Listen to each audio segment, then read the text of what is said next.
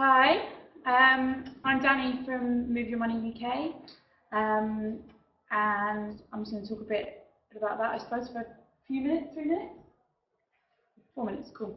So yeah, we all know the banking system is failing households, communities, wider society. We've watched them crash the global economy, and be bailed out by the taxpayer.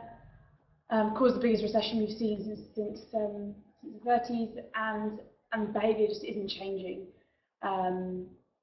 They're still paying huge bonuses. They're still, speculating in obscene ways, but avoiding huge amounts of tax.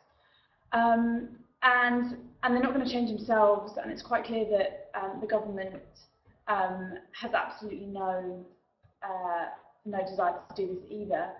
And so it's about time, particularly here in the UK, that we kind of engaged people in this movement that's it's often quite a hard thing to engage people around banking, which is so big and so intangible, and there are so many problems.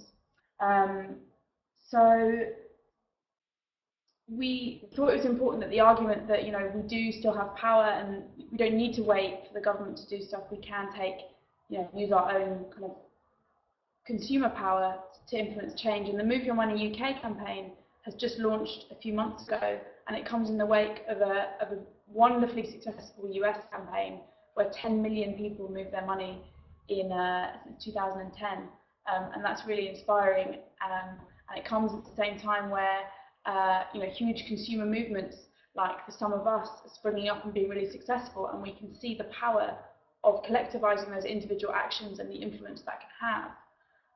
So there's real power to be a model for change.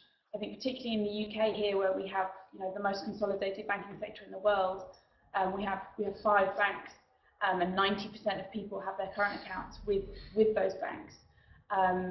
So there's a long way to go. It's not like the American system where there are thousands of local banks. But I think in the UK we can take inspiration from looking at how that system has developed and the important role that activism has played in that. Particularly looking at the civil rights movement and how the fight for financial inclusion of otherwise excluded communities really brought about this local network, and how it's something we should aspire to. We look at Germany and we look at other European countries that have these local networks because people use them, and we should be using that argument more in this country. And yeah, I think that's probably all I'm going to say. Apart from we hear a lot about the problems, we hear a lot about macro solutions, but it's also we really need to focus on action and individual action. We've just heard a lot about the kind of cooperative movement in the US, which is really interesting, really inspiring. And yeah, so I'd encourage anyone listening that hasn't moved their money, or knows people that haven't already, to do that and engage themselves in that argument, and the wider one about kind of cooperatives, ethical finance, and realise that we can do our own little thing to start building a better banking system.